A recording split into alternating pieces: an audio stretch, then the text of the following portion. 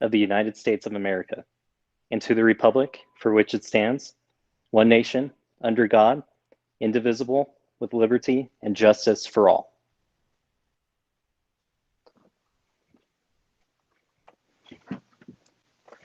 Superintendent Macaluso, do you have any corrections or modifications to the agenda? Thank you, President Voss. At this time, there are no corrections or modifications to the agenda. Then I will move that we adopt the agenda as presented. Second. I'll call for the vote, please. Ms. Clementi? Aye. Mr. Farrell? Aye. Judge Mays? Second. I'll call for the vote, please. Ms. Clementi? Aye. Mr. Farrell? Aye. Judge Mays? Aye. Mr. Voss? Aye. Dr. Wright? Aye. So first up, we'll have a promising practices presentation. Thank you, President Voss. So at this time, I'd like to introduce Suzanne Morey, who will introduce our guests for our promising practices feature, the best part of our meeting. Absolutely. I'm excited tonight. Tonight we have Christina Rodell, a teacher from Goodnight, and Cindy Smith, who is our GT and Arts District Specialist here to share two different very exciting opportunities that our students had and will have an opportunity to participate in. And so I'm going to start by turning it over to Christina. And Christina, go ahead and share your screen. Okay.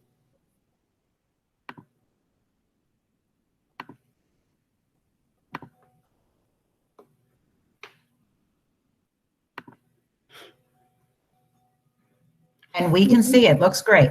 Okay. Thank you, Ms. Morey. Good evening, President Voss, Superintendent Macaluso, and board.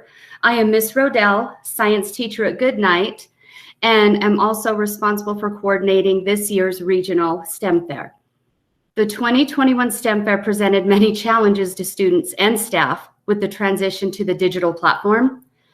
And due to the circumstances of the move to remote learning prior to the fall break and the learning curve with this new platform, participation was down, but several teachers were able to overcome the challenges and allow for students to bring out their inner scientists to participate in this year's fair.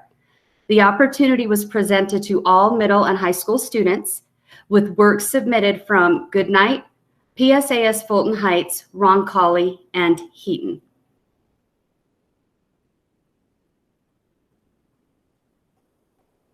With the onset of virtual learning, District 60 made the decision to participate in a digital science fair.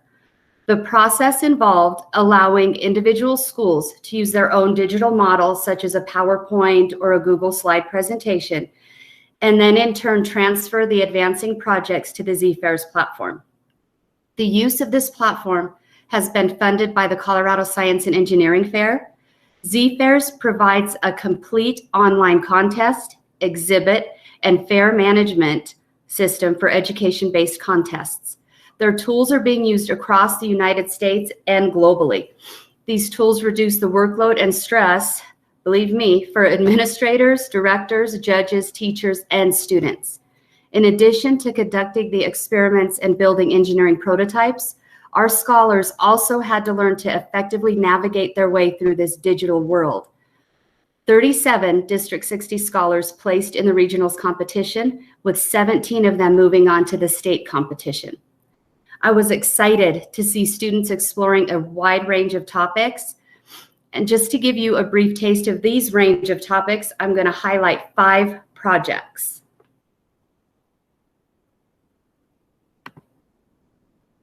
The first one was done by Tyler Thielemeyer, an 8th grade student at Goodnight School.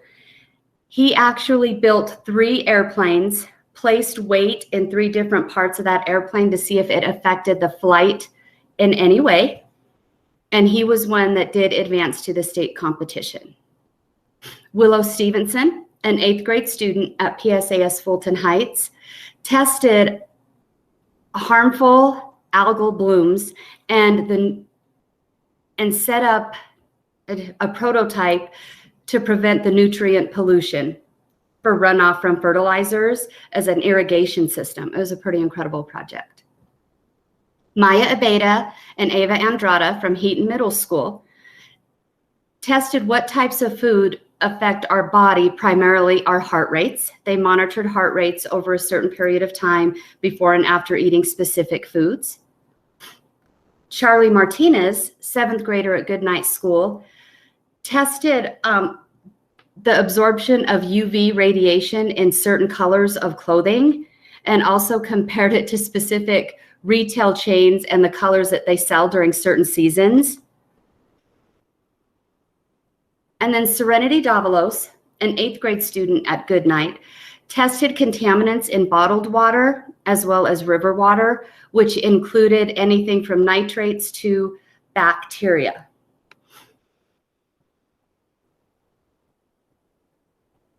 And on the next slide, I would like to read a testimonial to you that this student shared in regards to her experience with this year's fair.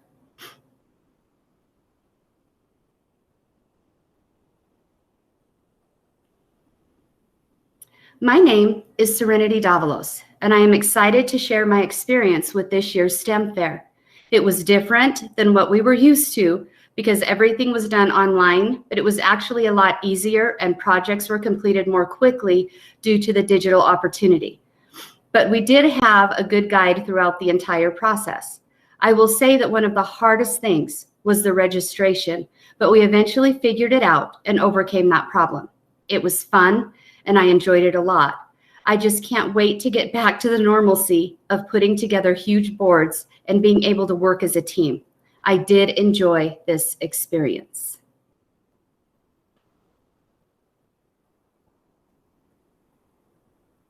So please join me in thanking all of the teachers that brought out those inner scientists in our scholars and helped them overcome the challenges presented with the online platform, as well as the students that showed great perseverance throughout this difficult process. Thank you. Thank you. Thank you so much, Christina, as well. Christina really took the lead with learning the online platform, teaching it to all of the teachers who then transferred that knowledge to the students. And without Christina's leadership, it wouldn't have happened. So thank you, Christina, so much for that leadership. Thank you. Next, I'm going to turn it over to Cindy Smith, our GT and Arts specialist. Cindy? Good evening, President Voss, school board members, and Superintendent Macaluso. I would like to present to you tonight the efforts we are making in District 60 for our visual arts students to receive the learning experience and benefit of a public display and to have their work adjudicated. With the pandemic still impacting our community, we will be utilizing an online platform in order to provide all our students in District 60 the opportunity to participate in a virtual art show. The setup will be the same as an in-person art show. There will be 3 shows, each focusing on a different level. So we'll have one art show for elementary, one for middle, and one for high school students. We will continue to provide students with certificates and participation ribbons, and artwork will be adjudicated by art teachers and by the teaching and learning team, awarding ribbons and rosettes for certain pieces according to a set of criteria. This year's art shows will offer our community an interactive virtual gallery in which to walk through and look at the artwork. Tonight, I will be providing you with a demonstration of what the virtual gallery will look like using student artwork from a previous show.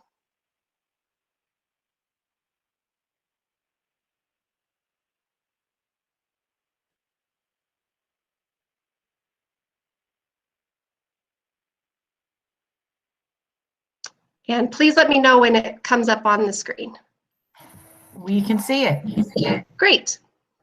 Okay, so as you can see, when you come in, you will be taken to the front of the gallery that will provide the title of the show and a short description of how to move through the gallery with live links. So let's enter our sample gallery.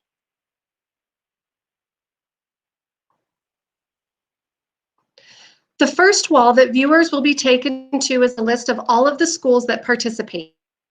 Each school will be a clickable link, so you can go directly to that school's artwork.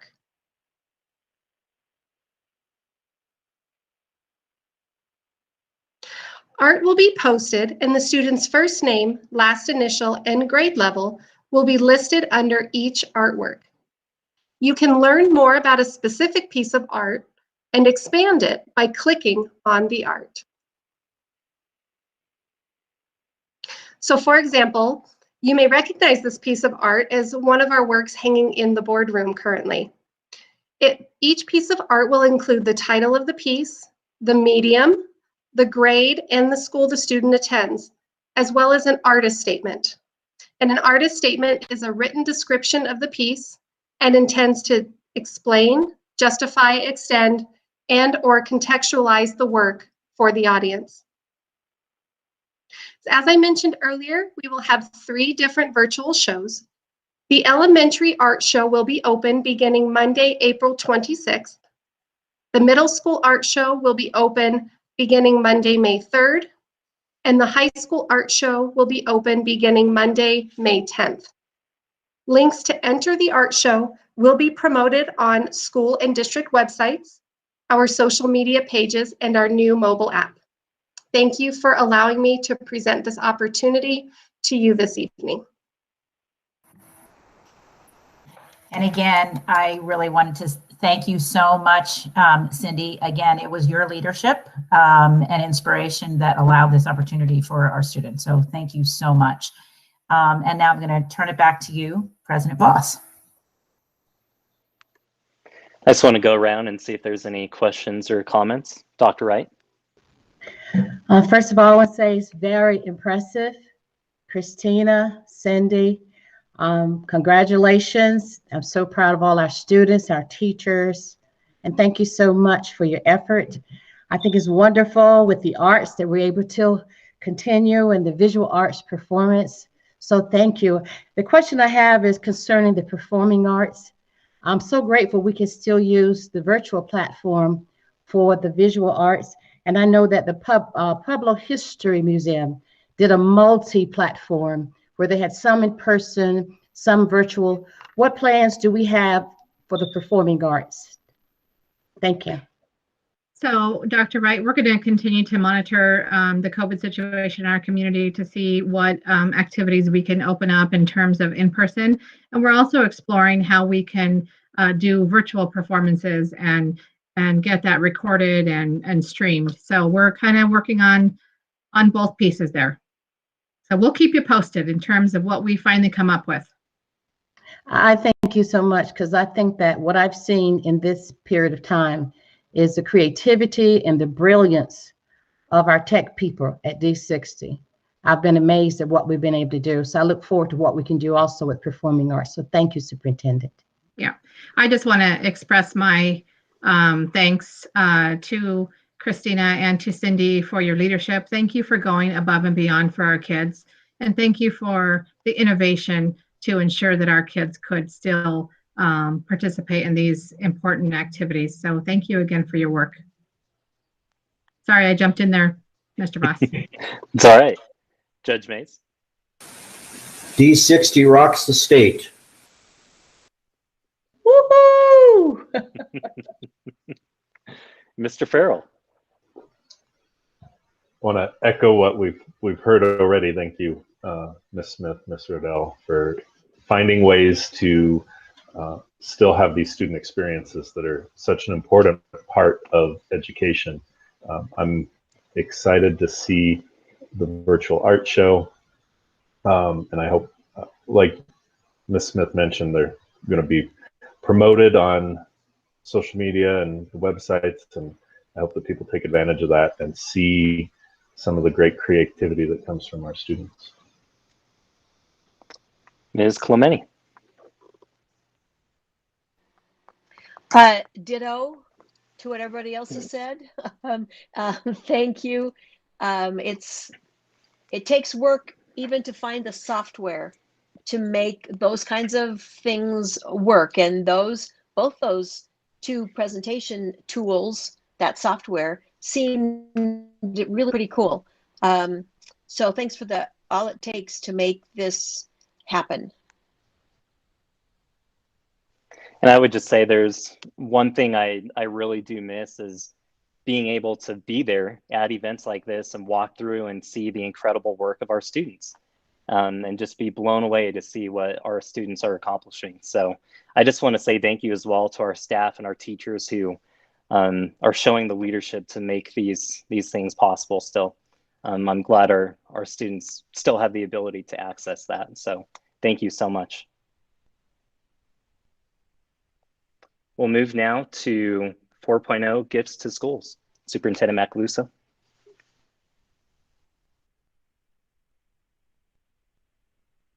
Thank you, President Voss. I'm sorry, I actually skipped one there, I think. Okay. I was going to say, maybe I have an outdated agenda again. Go ahead. So we have public comment. Yes. Mr. Sprouse. President Voss, we did receive 6 public comments this evening or earlier today, and I'm happy to share those with you now, present my screen, and let you listen to the messages we've received.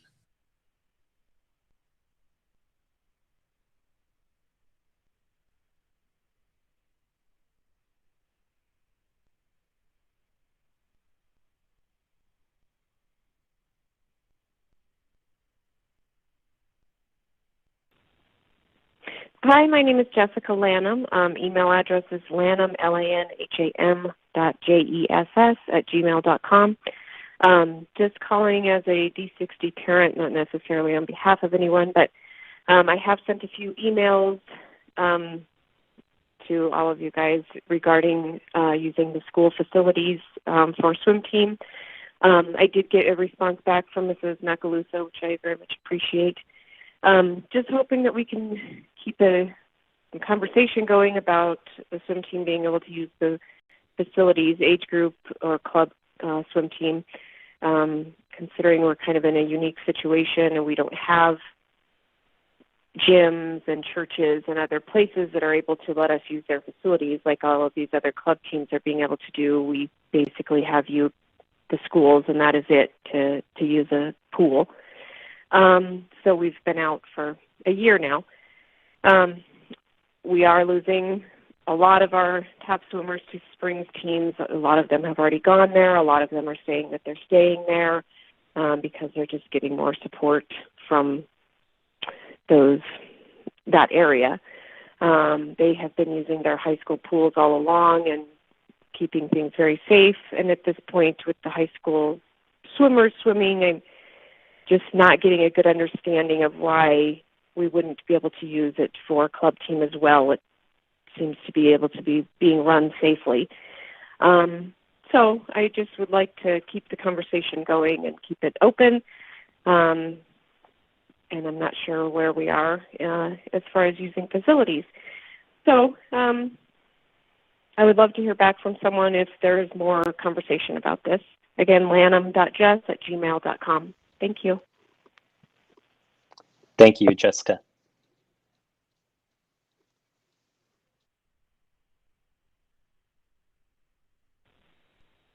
Ladies and gentlemen of the Pueblo School Board, my name is Carolyn Chase.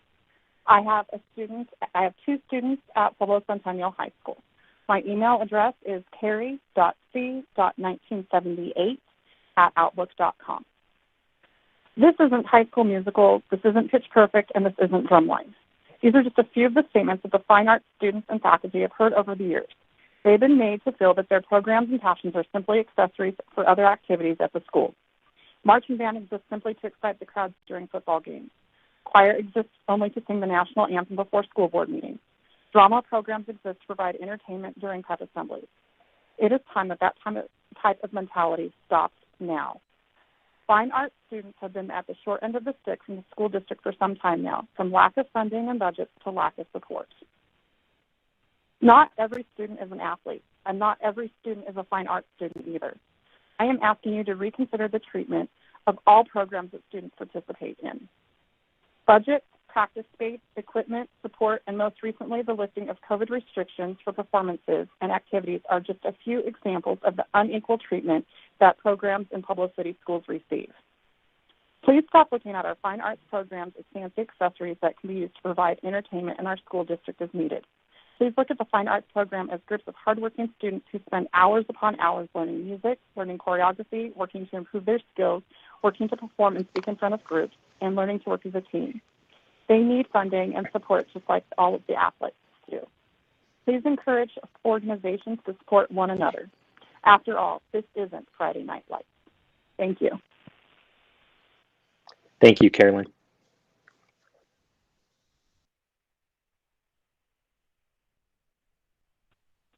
Hello, my name is Dylan Shea, and my email address is dylanshay015@gmail.com, DYLANSHAY015@gmail.com. I am calling on an issue about performing arts in the district and the unfair treatment compared to them and the athletics. I attend CSU Pueblo currently as a music education major, and we have had one COVID case completely unrelated, and it was in the choir department, not the band department, and they were immediately quarantined. Through the CNEA official results of studies of aerosols, they do not spread as much as we thought they do, and only belt covers work. You do not need garbage bags. Also, we have been doing very good protocols. We are 10 feet apart all the time. We have bandanas or cups to put our spit in, and we follow every single protocol that is needed. I overheard that, specifically at Centennial High School, I heard that they were told they can have a performing arts concert, then 9 days later took it away for no reason, will not give a reason, and that is unacceptable. Being a performing arts major, that is, in my experience in high school, that is my life. You know, it's the same thing taking away a senior's football season. They have not had a chance to perform this year, and we were taking away their football season. And that is not okay. Everyone deserves equal treatment, even performing arts, even if you deem them as inferior. They are and will be more important and more successful than you think and imagine. Performing arts has been and will be a saving grace and will always be here longer than sports. Every single entertainment is from performing arts. Thank you for listening. Thank you, Dylan.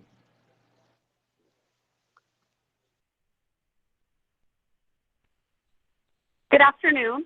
My name is Amy Flores, and my email address is akflores98@gmail.com. My daughter is a junior at Centennial High School, and I am calling to voice my concerns over the inequality of the performing arts in the district compared to the athletics.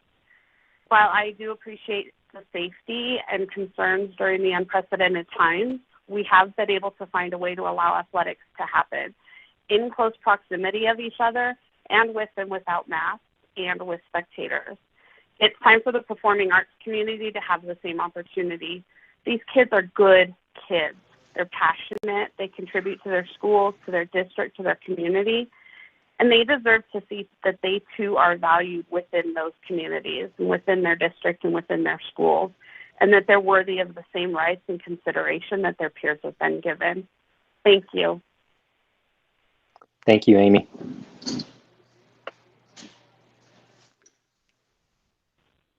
My name is Teresa Edwards. My email is Teresa, THERESA611 @yahoo.com. My comment is regarding the inequity between the band, the music department, the performing arts, and the athletic department. Discrimination can be defined as favoring one group over the other group, and I believe that the school district has committed discrimination against these kids for a very long time, and I believe it's time for it to stop. The band kids and the music kids and the drama kids deserve as much right to participate and perform as the athletic kids do. Please take this into consideration and make changes now. Thank you. Thank you, Teresa.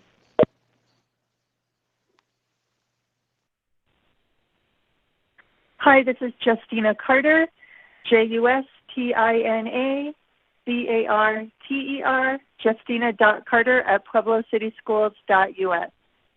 Hi, it's Justina, the Vice President of the Pueblo Education Association. We all agree that educator voices need to be at the table where decisions about education are being made. So I'm calling today just to give a quick update on where things are and what's on the minds of many of our members right now.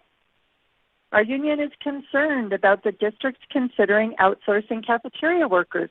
These workers are members of our community, working a difficult job and doing it well. And we know from past experience that when we outsource work in our district, it doesn't get great results.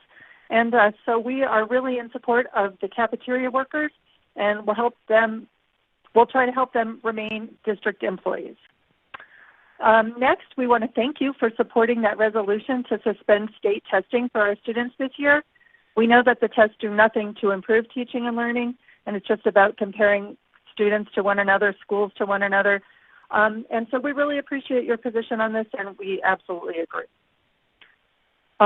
We still have concerns about the safety of our employees and students being together in person during the pandemic, and how the information gets reported out, and about the thresholds for opening and closing schools. We feel like that's an area that can still be improved for sure. I've heard a lot from high school teachers about changes to the grading system, and it seems like there needs to be a lot more conversation in that includes teachers.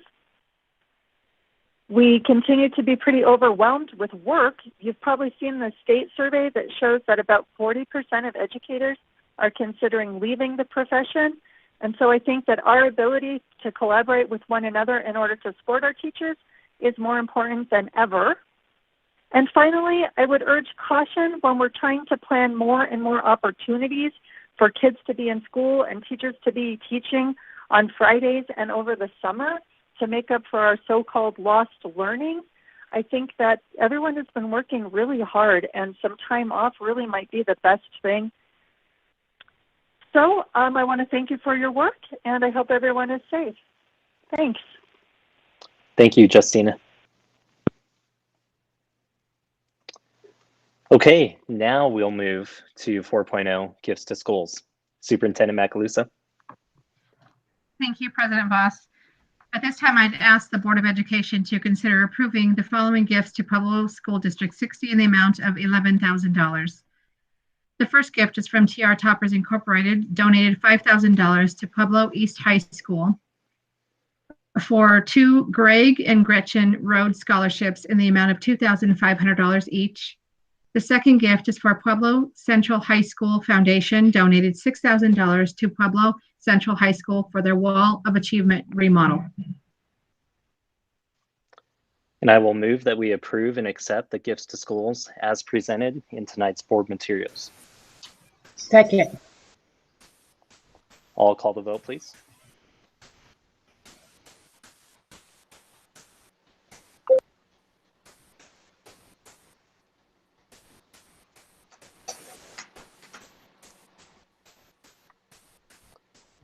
Do we still have Jerry with us? Ms. Clemente? Aye. Mr. Farrell? Aye. Judge Mays? Aye. Mr. Voss? Aye. Dr. Wright? Aye. Thank you, as always, to all of our donors. Next up, we have communications, board comments. Are there any communications from the board? Dr. Wright? Yes, Mr. President, I had an opportunity to attend the NSBA Equity Online Symposium, A Voice for Children and for Families, addressing institutional racism and inequities in our schools today. And so I was so just elated for the topic, very informative. The Harvard Diversity Project with Dr. Fleming, and his memoir about the miseducation.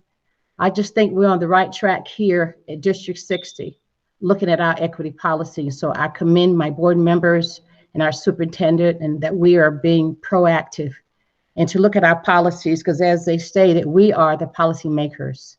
So I just want to thank you guys for having that foresight for us to examine our policies to ensure that we are not being contributors to what we ourselves know are injustices. Thank you so much. Judge Mays, any communications?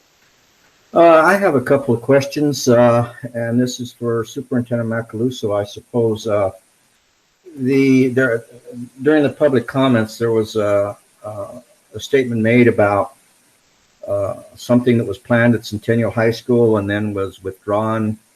Are you familiar with that set of circumstances, Ms. Macaluso? And can you Yes, I enlighten am. the board on that, please?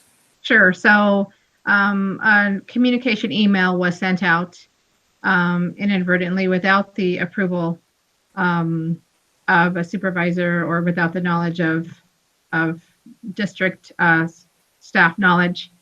And so authorizing in-person activities, musicals, concerts, so forth.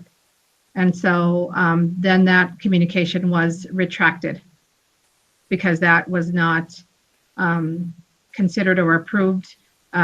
We hadn't sought partnership with the health department or anything like that. So that email communication was retracted. So that's what that's referring to. Thank you.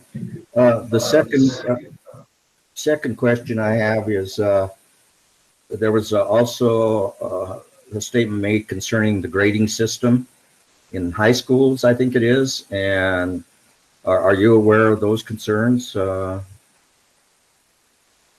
don't know that I'm aware of concerns. I'm aware that we are engaged in a partnership with the 9th grade success grant that you all have heard about. And I am aware that our staff and some of our leaders have participated in a training specifically at the high school to examine grading practices. And I know that several of our teachers were excited about that. And I know that Marcy Imes, who serves as the executive director of secondary, has had some of those conversations in order to explore how we can move forward in terms of grading with our students, particularly at the high school. Thank you. Mr. Farrell, any communications? As Dr. Wright mentioned, I also had the opportunity to attend the National School Boards Association Equity Symposium. And I want to echo a lot of what Dr. Wright just said. And I've purchased a couple books from speakers, so I'm excited for all of us to hear more as we continue to have those discussions and equity work and everything that we do. And Ms. Clementi. Thank you. Yes, I have a few things. First, I also have participated in several equity symposiums, the NSBA one, the NEA has put a few on. And so I'm anxious and eager for us to continue and really get into that work. So I have like completely separate things. There's no, there's nothing that links these together. One of the things that I participate in is the statewide TAP panel at the State Department of Education it's on assessment and accountability. And at our last meeting, there was quite a conversation about CMAS testing this spring. And you all remember that we have passed that resolution that I think Justina referenced in support of taking a pause from CMAS. At this statewide panel, most agreed with us that any data gained from statewide high stakes testing this year would be misleading at best and not have a whole lot of value to teachers or to districts. And so I was fairly dismayed to hear that the Federal Department of Education is considering not approving any waivers for testing. And I just want to take this opportunity to urge our legislators and our state board to use every bit of the flexibility that is described by the feds to suspend the rankings and the sanctions and all those kinds of things that get attached to those test scores. Secondly, I had the terrific good fortune to volunteer to help with educator COVID vaccines 10 days ago. What a great opportunity. It was a wonderful thing. It was well organized, even in the cold. You'll remember that 10 days ago we were in the minus degrees. And I want to give a lot of thanks and a whole lot of respect to the county health department and to our administrators and educators who were involved who made all that happen. It was great work, and it was seemed to be very well received. I'm also participating with Mr. Farrell on the design group for our 2 new elementary schools. There's been lots of sharing and learning about space at schools and what the current thinking around that is. We've had a lot of fun working on the homework recently assigned to arrange space for 2 different grade levels. It's a little hands-on activity, and I'm really excited to be part of that and part of bringing those 2 new state-of-the-art elementary schools to Pueblo and to our district. And lastly, I want to mention again that we have a new app for your tablet or your phone. I'd like to give congratulations and lots of thanks to Dalton, Donnie, and the entire IT team. It's a really nice app. It's sleek, it's pretty, it's easy to use, and it's getting better every day. So I would urge all of us and everyone listening to download that app and to use this new way to access all the information you'd ever want to have or know about District 60, from lunch menus to bus routes to events and new developments. So I'm excited about that app, and I would urge all of you to take a look at it. It's a great thing. And that's it for me. Thank you. I think you covered everything, Barb. Well, thank you all for that. May I ask a question of Ms. Macaluso, please? Sure. Ms. Macaluso, as I understand it, with this testing thing and the feds kind of fighting against giving any kind of waivers, if my memory serves me right, the tests were suspended 2 years ago, as opposed to last year. Am I right on that? We have had 1 year that we did not test. Okay, so this would be testing something that happened before COVID hit, or comparing what's going on now with before COVID hit, or I mean, I'm trying to figure out whether are we doing apples and grapes or what? I don't know about apples and grapes, maybe apples and bananas. Okay. Yes, it's not a good comparison. Well, I think, and I guess I know Barb's been real involved in this, and I appreciate that very much. And I'm assuming that our local legislators know how fruitless this is. In addition to taking up the time of our students that are just trying to keep up from being further behind, I guess is the best way to explain it. And so I just hope that we put the full court press on that, and that we're able to get those waivers from the feds. Because as I understand it, if we don't get the waiver, we lose money. Is that not right? Yeah. Board Member Mays, those are all great points. One of my biggest concerns is that we lose instruction time when we're engaged in assessment, and so we're really trying to just maximize all of the instruction time and keep our schools open for in-person, for instruction, and whether it's virtual or in person. And when we take time away to assess, then we're losing valuable instruction time, which we don't need. to have less time in the time of a pandemic. So.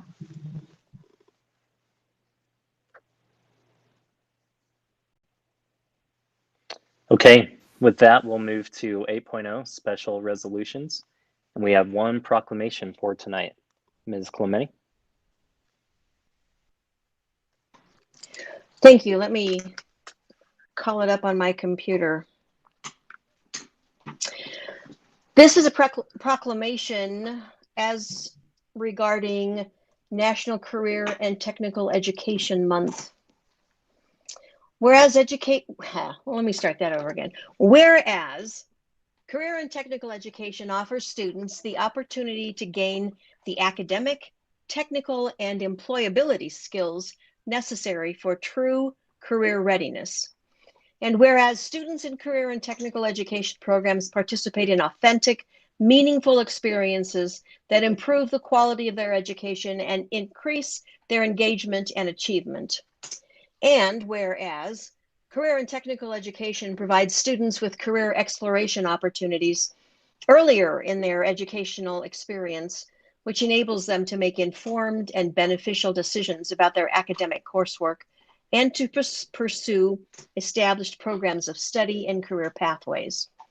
And whereas leaders from business and industry nationwide report increasing challenges related to addressing the skills gap and connecting qualified professionals with available careers in critical and growing CTE-related fields, including healthcare, energy, advanced manufacturing, and information technology. And whereas career and technical education prepares students for these and other fulfilling careers by offering integrated programs of study that link secondary and post-secondary education and lead to the attainment of industry-recognized credentials. And whereas ensuring that employers have access to a qualified workforce is a crucial step in ensuring productivity among the business and industry communities, as well as continued American economic growth and global competitiveness. And whereas the Smith-Hughes Act, the first act of Congress to provide funding for career and technical education, was signed into law 101 years ago and allows us to celebrate how far CTE has come to become a powerhouse of America's economy. Now, therefore, I move that the Pueblo School District 60 Board of Education does hereby proclaim February 2021 as Career and Technical Education Month. I second. I'll call for the vote, please. Ms. Clementi? Aye. Mr. Farrell? Aye. Judge Mays? Aye. Mr. Voss? Aye. Dr. Wright? Aye. Okay, now we'll move to 9.0 reports. Superintendent Macaluso. Thank you, President Voss. So at this time, I'd like to introduce you to Suzanne Maury, and she's going to provide an update on our district-run online school. The board had previously asked to include that on every agenda when we had an opportunity. So, Ms. Maury? Thank you so much. President Voss, Superintendent Macaluso, and members of the board. Since the last board work session, our K-12 online school task force has published the request for proposal, the RFP, for the K-12 online learning platform and curriculum. Those submissions will be due on Tuesday, March 2nd. And the task force, which does include parents and students, teachers, principals, assistant principals, and district leaders, has met one additional time in the past week. And at this virtual meeting, the task force used breakout rooms in a rotation format for small group discussions to provide input in 3 key areas so far. The first is student enrollment application and transfers.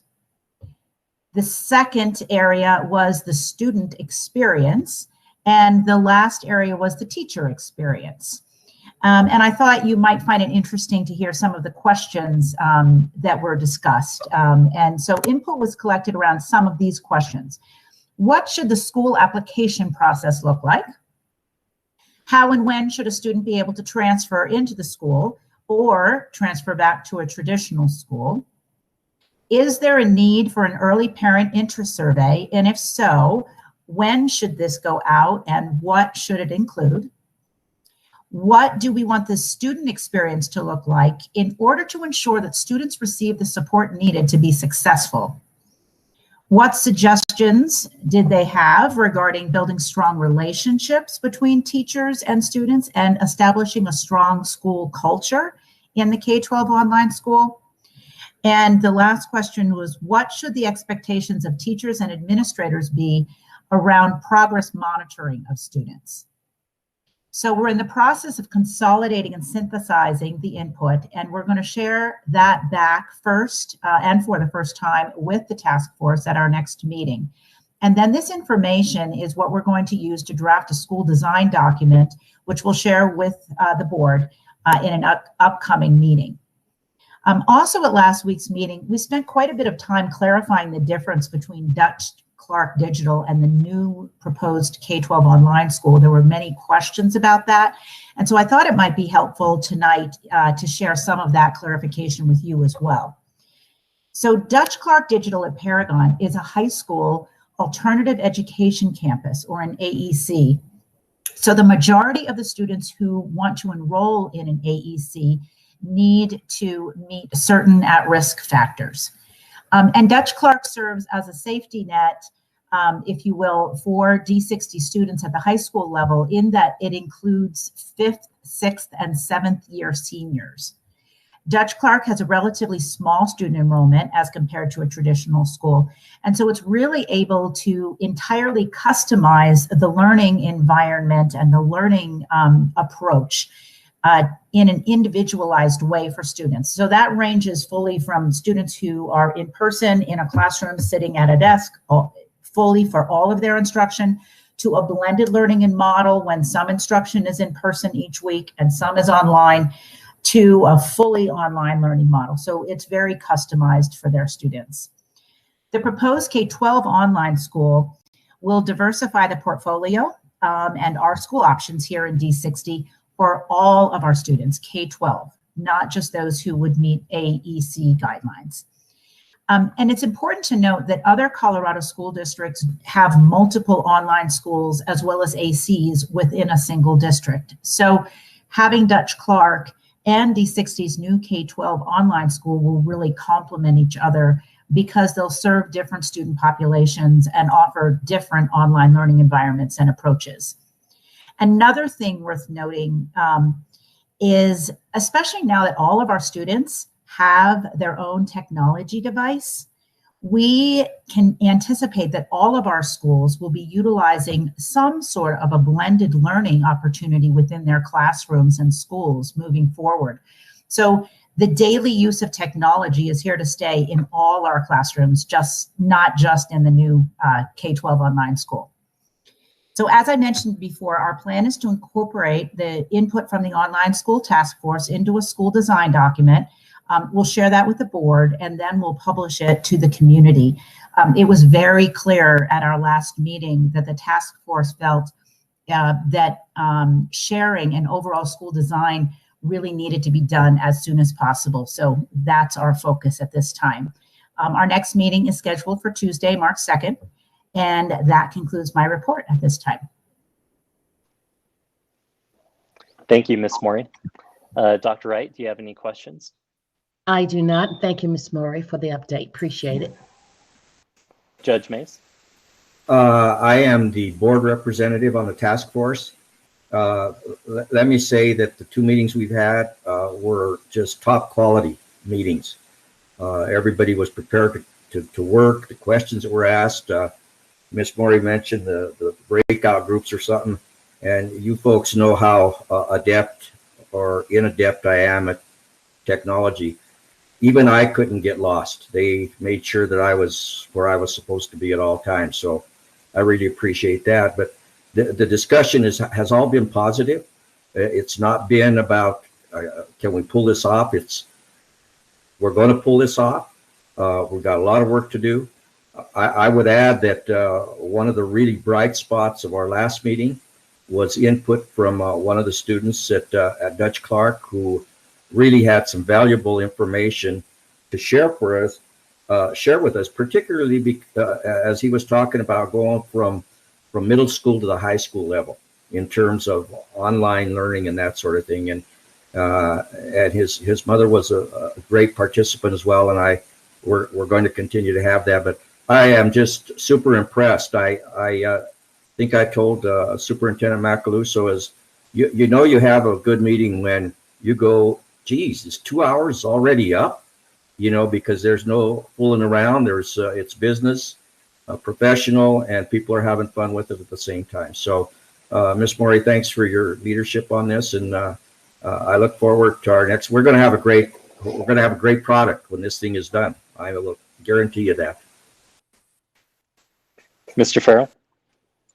I have no questions. Thank you, Ms. Morey, for your work and the task force's work. And thank you, Judge Mays, for sharing your perspective as our representative too. Thank you. Ms. Clementi? I'll add my thanks to the pile. I know it takes a lot to put together something like this, so I appreciate all of the work and the opportunity to offer this new school to our community. Thank you. And I'll just echo that as well. Thank you, Ms. Morey, for all of your work and to the work of the task force as well. Absolutely. Thank you.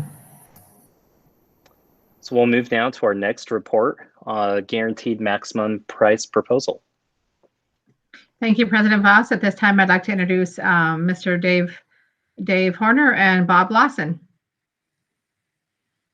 Good evening, Superintendent Macaluso, President Voss, and members of the board. I want to take just a few minutes to update the board on the new high school replacement projects and the guaranteed maximum price for the new school's construction submitted by our contractors.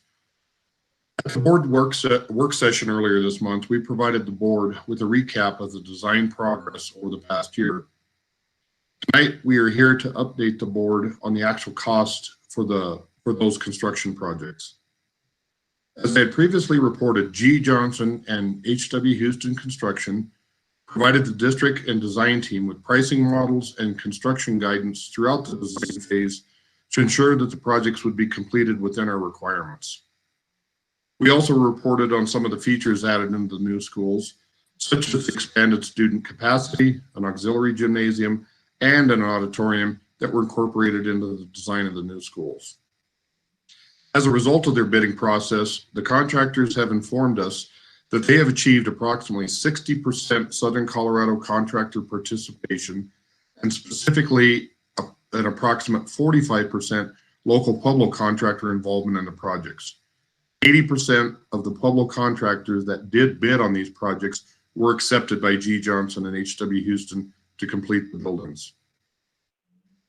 This is a large amount of local participation in these projects, as many areas of the planned work are in specialty types of services that do not exist in Pueblo.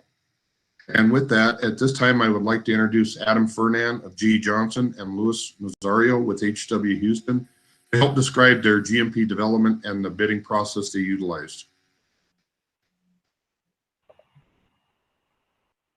Good evening. Thanks, Adam. Thanks, Bob. Good evening, President Voss, Superintendent Macaluso, members of the board. I'm Luis Nazario, pre-construction manager for the H.W. Houston Construction G. Johnson team. I'm also here with Adam Fernan, who was with G. Johnson H.W. Houston, who will be the senior project manager on the two new high school projects. Both of us were part of the pre-construction effort that got us where we're at today. First, I'd like to say thanks for having us here tonight. I haven't seen most of you in a while, but we're certainly happy to see you tonight and be able to talk to you about these amazing projects. Wanted to talk briefly about the process when we went out to bid. Our team did a great job advertising and getting the word out to the public community via any ways feasible. I mean, from construction journals to Pueblo Chieftain. We wanted to make sure that everybody that wanted the opportunity to bid on the project did so. And I can say that we didn't just have good coverage, we had excellent coverage. We were very pleased to see that although some of the scopes of work were too large for some of our Pueblo local subs, we did receive a great amount of local participation, as Bob mentioned. I mean, 80% of the actual subs who submitted a bid from the project are now going to be part of this team. Specifically on some of the major trades like the electrical, mechanical, earthwork, which obviously employs a ton of local labor and just a ton of people. I mean, glazing for another one, metal panels is another one. And we're just really, really happy to keep our Pueblo subcontractors busy. As you know, the project will be great for our Pueblo community. And so we're just so happy that we were able to have a successful pre-construction effort. We feel we have a great team of subcontractors and a great internal team. We're just excited to turn dirt and start getting these schools built.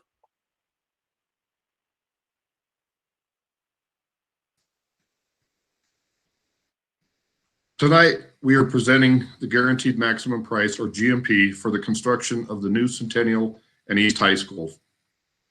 The GMP submitted by our contractors is $67,250,527 for Centennial High School and $69,416,035 for East High School.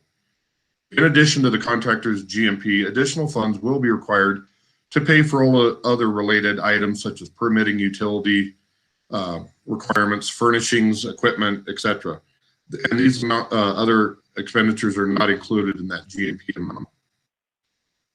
Later in this meeting, the board will be asked to consider approving the amendment to the current GE Johnson HW Houston contract by accepting the guaranteed maximum price, and also the resolution approving the bond funds expenditure authority for the completion of the two high schools.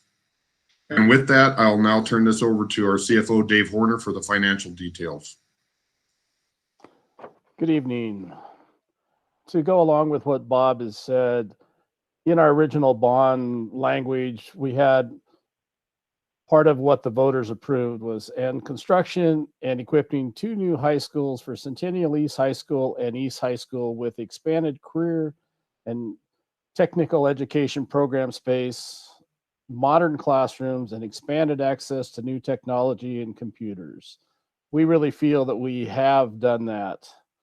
As Bob said, the original estimate for the budget that was developed to support Centennial High School and East High School projects was $75,700 per building for a combined total of $151,400,000. Did I say that right? It was $75,700,000 each and $151,400,000 each total. I think I lost a few zeros in that, sorry. As Bob previously reported, the original was for 1,000 students and included an auxiliary gym or a performing arts auditorium, but not both. In response to the school community, we have been able to include with this GMP package a design at each school for 1,100 students that included both an auxiliary gym and a performing arts auditorium. We are also able to include within the construction budget a variable refrigerant flow VRF heating system that dramatically improves air quality for our staff and students. This is also a highly energy efficient system with a 7-year payback in operational net savings in our building utility costs. All really, we think, outstanding additions to this project.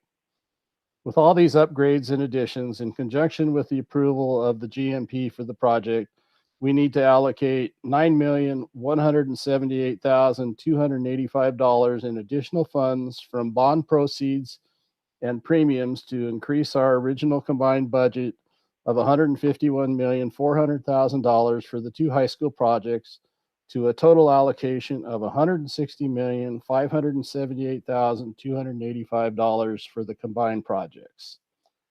As indicated, the additional funds will be provided from the bond funds by using the savings from other projects, part of our premiums that we were able to receive from the sale of our bonds.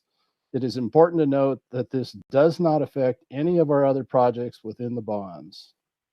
The district staff requests approval of the total GMP of $136,666,562 and the additional allocation of $9,178,285 within the bond funds to the Centennial and East Project and continuation of the authorization of Bob Lawson and David Horner to continue to manage and approve the construction and equipping of the 2 high schools within the revised total construction budget for these projects. With that, Bob and I or the team from Houston are available for your questions. Okay, Dr. Wright, any questions? I do not have any questions. Thank you very much, Mr. Horner. Judge Mays. No questions, but again, just a huge shout out to our team. And, you know, we kept a lot of this in-house with Mr. Horner and Mr. Lawson, and it's proved the dividends are just fantastic that we're getting out of this stuff. I was pleased to hear the report from Mr. Nazario. It was this wonderful community that gave us the opportunity to build these state-of-art schools, and I am extremely pleased that in every instance that we possibly have had to employ our own people from here in Pueblo, that's been done. I think the only time we don't have someone or some team or whatever, it's when we don't have any in Pueblo that can provide that particular service. And then to have the gyms and the auxiliary gyms and the auditoriums, I mean, what a sweet thing that is. Every time I look at my the pictures, the sketches of the schools, I have the biggest smile that you can ever imagine would be there, and I am so excited. And Mr. Nazario, if I had a shovel, I'd go help you turn that first thing of, but you know, I'm not very good at that kind of stuff. So, but thank you again to the team, and a really shout out to Mr. Lawson and Mr. Horner, who have been really driving forces behind this. They have just done a fabulous job. I am, as you can tell, I start talking on this thing, I want to talk for 2 or 3 or 4 days or something like that, but I'll shut up. Just thank you so much. I am just so excited about what's going on. Appreciate it very much. Mr. Farrell. All of my questions were answered by Mr. Horner. They were all financial questions, so I appreciate your clarification on the use of premiums and savings, and that it will not have impact on other bond projects. So thank you for that clarification. As I was going through the documents, I was excited to see so many subcontractors whose names I recognized. So again, thank you for all of the effort that went into making sure that Pueblo businesses and Southern Colorado businesses had an opportunity to bid. I'm excited to see this go to its next step. Thank you. Ms. Clementi. Well, first, thank you, Mr. Farrell, sir, for so eloquently addressing the the local contractors and local employment and local investment in these new programs. I want to be clear that I understand what the GMP, the guaranteed maximum price, actually means.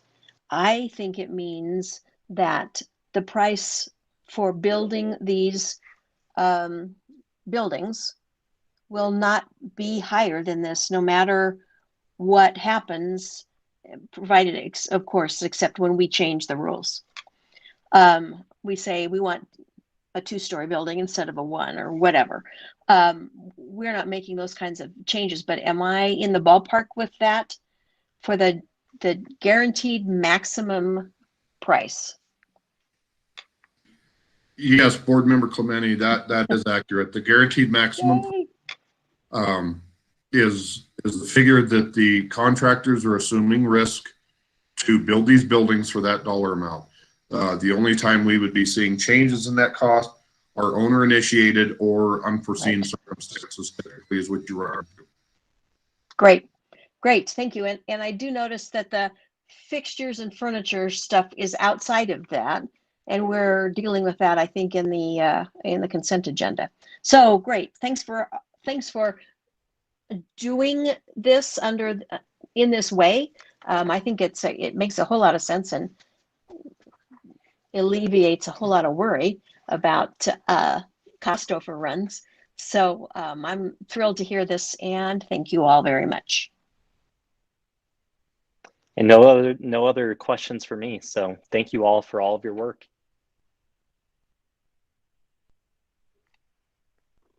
And we'll move now to 10.0 policy. Superintendent Macaluso. Thank you, President Voss. I would ask that the board review the modifications made to board policy BC-R, school board member financial disclosure on first reading, and recommend any modifications for second and final reading. The modification is being recommended to reflect the amount of gifts to be reported. I think we changed it from $53, and we'd like to reflect that change to 65 with inflation. The last time that this board policy was redone was in 2013. So we want to make that change there. So any comments for modification or any questions? This is a statutory kind of thing, is it not? So this change is in compliance with the statute. Yes, and it's recommended by CASB. Great. Dr. Wright, any questions? No questions, thank you. Judge Mays? No, thank you. And Mr. Farrell? No questions, thank you. Okay, and none for me. So we will move on to the second policy that we have before you, and I believe that Eric DeCicero will bring that one forth. Mr. DeCicero? Good evening, Superintendent Macaluso, President Voss, members of the board. As you may have recalled, we brought this policy just a few short months ago, GBI, which is Criminal History Record Information. It's a CASB recommended policy that we were doing to be proactive. However, since then we were actually in the middle of a CBI audit of our systems and some things, and they had some additional recommendations. So after that, we received the findings from that audit. There were a couple of sentences that they wanted to include. So we've included those in this updated version. And it really just is in regards to our personnel files are permanent. We save quite a bit of them electronically for forever. And they just wanted the comments in there that we would be, since we do keep them indefinitely, that if their files are ever destroyed by the district, that we'll dispose of those in accordance with our policy, this policy. So that's the only addition to this recommended change. Dr. Wright, any questions? No questions, thank you. Judge Mays? No, thank you. Mr. Farrell? No questions, thank you. And Ms. Clementi? I appreciate the change here. It shouldn't be a problem. I have a question about whether our records have all been digitized, or if we have piles of personnel records in the basement of Keating or something. It's both. So we do have a lot of digitized records, but we still do have a lot of paper. We've been trying to convert for many years, and we're pretty good at where we're at, but we have a long way to go to get everything digitized. So. But we have a lot of years of paper. Yes, and lots of paper. Yeah. Great. Thanks for this. And they're not located in Keating, just for the record, just for clarification. So we'll move on to the next policy. The next policy is, this is a new policy that we're bringing forth. EEAF, motor vehicle no idling on school grounds. If you remember, Mr. Lawson brought that forth. This is being brought before as a second reading right now, and there were no modifications requested on the first reading. So we would ask that the board take action. Okay, I will move that we approve new board policy EEAF, motor vehicle no idling on school grounds, on second and final reading as presented in tonight's board materials. Second. Any discussion? Just one statement, please. And this is to comply with the guidelines that were given to us by the Collaborative for High School Performance Schools. I just want to confirm that. This is for CHIPS. Mr. Lawson, are you on the? Yes, I am. This is a CHIPS requirement for us to achieve that requirement, and those are an actual requirement. It's not a recommendation for that. So we would be meeting that requirement, and it's also something that provided in Colorado revised statutes across the state as well. Many school districts have adopted the same policy. Thank you. I just want to confirm that too. Thank you so much. Any other discussion? I have a question. Sure. Is it possible that we perhaps use our own CTE and manufacturing programs to make the signs for compliance? I would urge that if it's a possibility. Yes, Sure. we'll definitely look into that. Yep. Thank you for the suggestion. Okay, I'll call for the vote, please. Ms. Clementi? Aye. Mr. Farrell? Aye. Judge Mays? Aye. Mr. Voss? Aye. Dr. Wright? Aye. Okay, next up we have the consent agenda. Are there any agenda items anyone would like to be removed to be voted on separately? Then I move that we approve consent agenda items 2 through 17 as presented. I second. Any discussion? I'll call for the vote, please. Ms. Clementi? Aye. Mr. Farrell? Aye. Judge Mays? Aye. Mr. Voss? Aye. Dr. Wright? Aye. And next up, we have 12.0 action items. Superintendent Macaluso.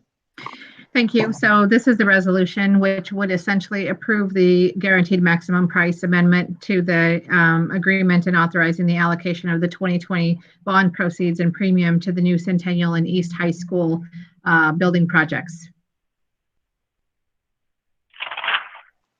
Ms. Clementi. And President Voss, if I may, I move that the Board of Education approve and adopt the resolution which approves the GMP amendment to the GM and GC agreement and authorizes the allocation of 2020 bond proceeds and premium to the new Centennial and East High School projects as presented in tonight's board materials. I second. Any discussion? I'll call for the vote, please. It's exciting to see this move forward. It's been Very so long. exciting. It's a great thing. Ms. Clementi? Aye. Mr. Farrell? Aye. Judge Mays? Aye. Mr. Voss? Aye. Dr. Wright? Aye. With that, we'll move to 13.0. Are there any recommendations for future agendas? Dr. Wright? Yes. President Voss, I know Superintendent stated earlier that she was going to come back with the information about the performing arts. And I appreciate that because having been and currently am a professional performing artist, K-12 teacher of the arts, high school teacher of course subject using the arts, a therapist using the arts for healing, and 20 plus years of research with the arts, inclusive of my dissertation, which is professional artists as teachers with at-risk youth, particularly adjudicated youth. I know the value of the arts. And so I would love for her to examine the statements that were made about the inequities between the sports and the arts and to determine if that's true, or if it's so, what is perceived, or to just bring the information back to the board. And then if there are any inequities, it would help us to know how to address them. So I appreciate that. I remember when I first got on the board, when Assistant Superintendent Morey talked about the arts. And at that time, I was very excited to hear that. So I look forward to our future presentation. Thank you, Superintendent. Are there any thoughts from the rest of the board for that presentation?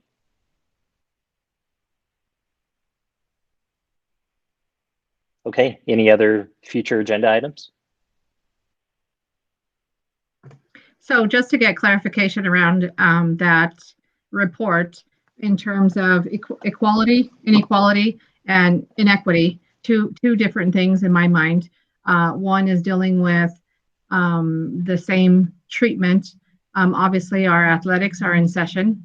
Some of our athletics are in session because they are CHASA sanctioned and they had received variances and so forth, and those guidelines were pushed down.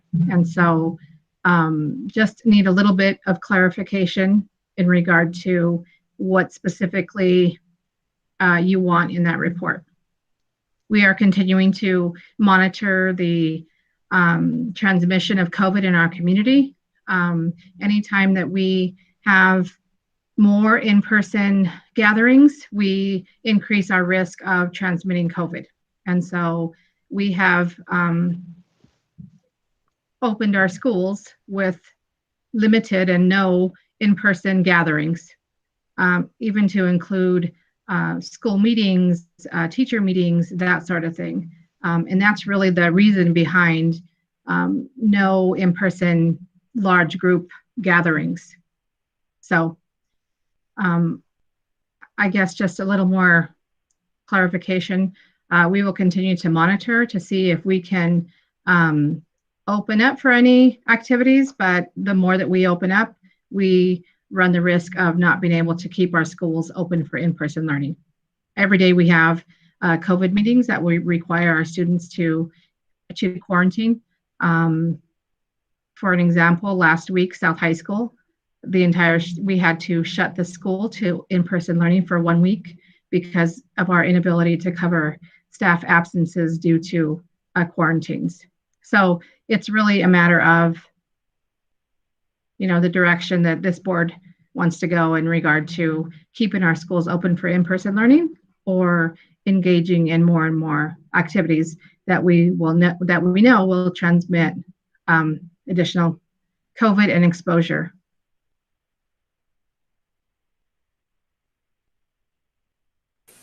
If I may, please.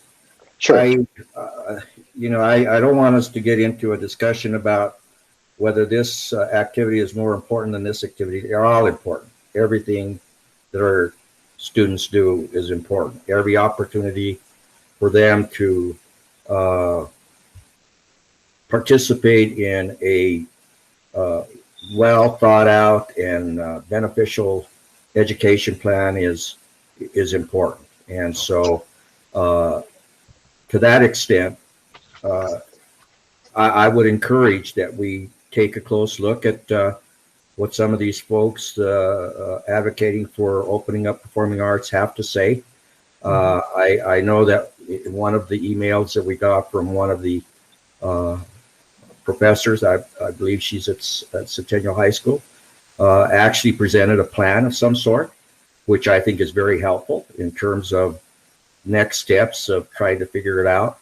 And I hope and trust that we are going to take a close look at these concerns and, where possible, modify what we're doing. The bottom line, however, is that we have to make sure that our students and our staff are safe and healthy in their environments. So I trust that we will be giving this a great deal of attention and do what we believe is in the best interest of D63 students, their parents, and the staff. Thank you. Thank you. And Superintendent, also, I appreciate what Board Member Mays just said as well. And I think one of the other issues would be the electives of the arts, because I know when you talk about assessing, when the teacher is teaching a course, part of that assessment is performance-based assessment. So that might be something we want to look at and see if that's being impacted in any way. And I'm just open to whatever you find. So thank you so much.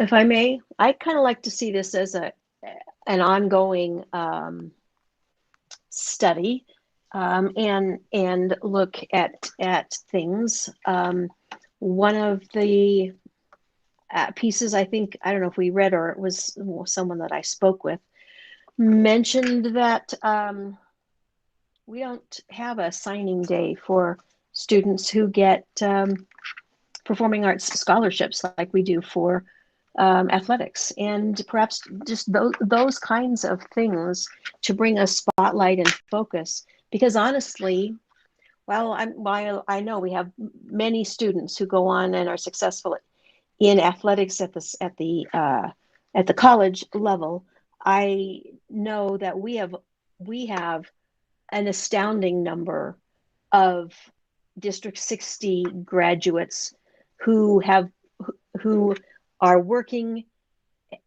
in the arts now, who are living in California and New York, in the middle of the performing arts scene, and producing Broadway plays and all that kind of thing.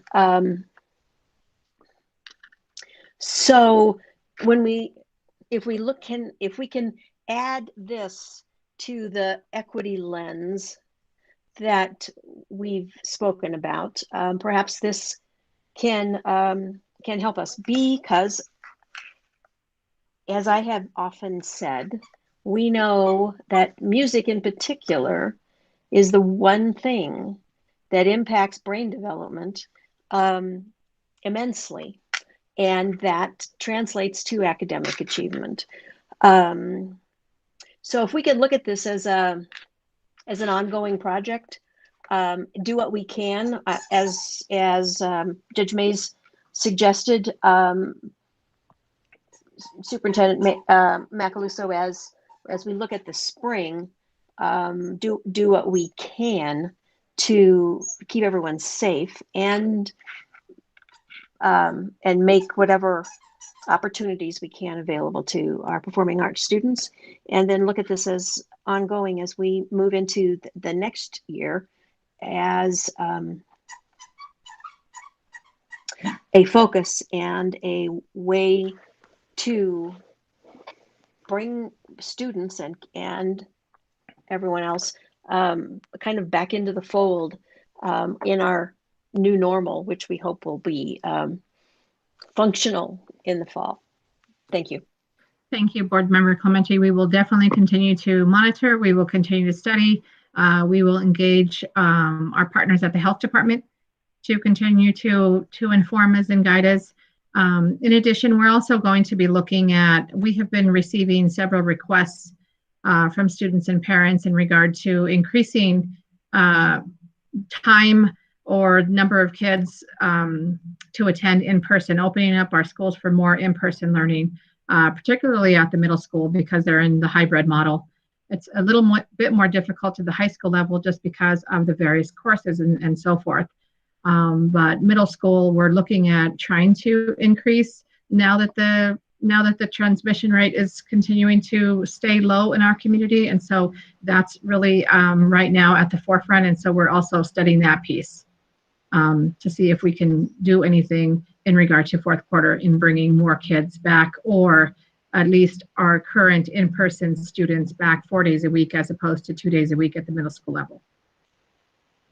And then we are also looking at future activities like whether or not we can host an in-person graduation and what that would look like and that sort of thing. So we're continuing to monitor, and we'll continue to look at those activities.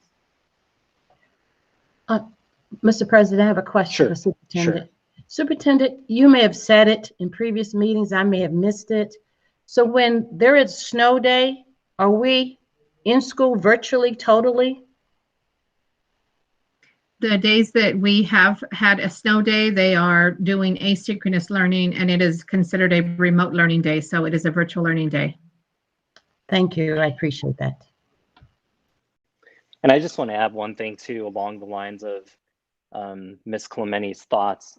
I had a great phone call with a student today, and we were just kind of, talking about the topic of performing arts and possible inequities. And she talked about our Instagram page. And if you follow our social media, you see a lot of athletics and sports, and that's great. I was an athlete. I think we should be proud of those activities, but just looking through our Instagram page now, the vast majority of it is sports. So I know there's little things here and there that we can do to recognize other students more and to celebrate them and just ensure that, we are showing that we truly appreciate what they do. We see the importance of it. And I think I speak for all of us when I say that. So I just think it's little things here and there that we can really take a close look at. And then, like other board members have said, I think this is something we do need to take a really close look at and see if we can, or if we can modify anything. So thank you for all of your thoughts. I'd like to just add a little bit, if I may, President. I appreciate that you shared what that student had shared with you, because that was very along the lines of the same point that I wanted to make. And we've looked, I think the probably at this point overused term is the pandemic is shining light on inequities throughout education and society.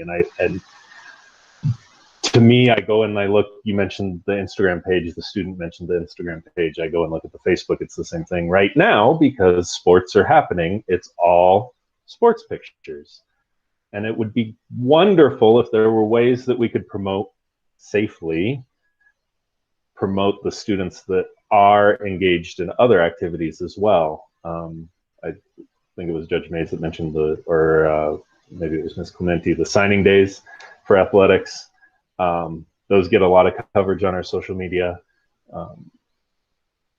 It would be nice to see more of a balance in those things. And I think that, as has been mentioned, is something that we can look at now during the pandemic while we're having challenges and figuring out what activities are possible and what activities might not be possible. And I know that having sports highlights that, because CHESA has sanctioned it. They were able to get the variance. We can see it. People are able to see the sports happening, but it's really even further diminishing what's happening in other places in the arts. And as was said, they're both important. There's valuable life skills that come from athletics. There's valuable life skills that come from the performing arts. And it sounds like we all agree on that.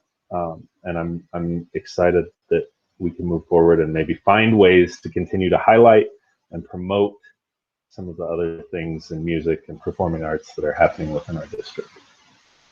Yeah, so I would just like to say that our coverage of athletics on social media pages is in no way intended to devalue other activities or other students and so forth.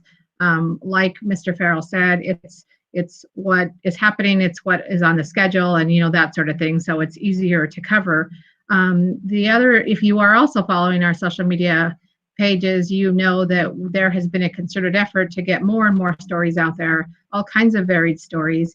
And the cool thing is that we're engaging our students to be able to send in pictures and that sort of thing. So that's kind of what's happening with the athletics. And so we have a plan to do the same thing with all of our other students. And we're open to story ideas, and we have a great team in our communications department. And John is a nice addition to our team, and he's pumping out lots of special interest stories. And so send them our way. Send ideas. We want to celebrate our kids. That's the whole purpose of our social media campaign. We're getting more and more followers. And I think it's a great opportunity to highlight all the wonderful things that is happening. So encourage everybody to send in stories and ideas.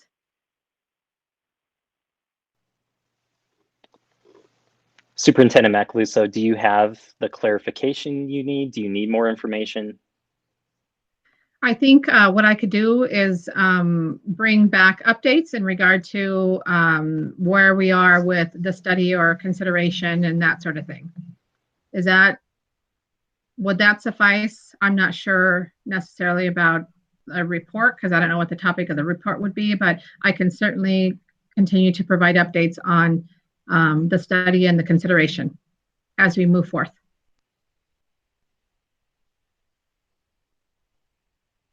Okay.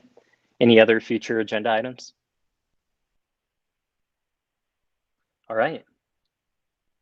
I don't think we have any other announcements other than future board meetings. So is there anything else from the board? We are having our second dose vaccination clinic on March 5th. Last time we had lots of volunteers. Some of our school nurses volunteered. A lot of our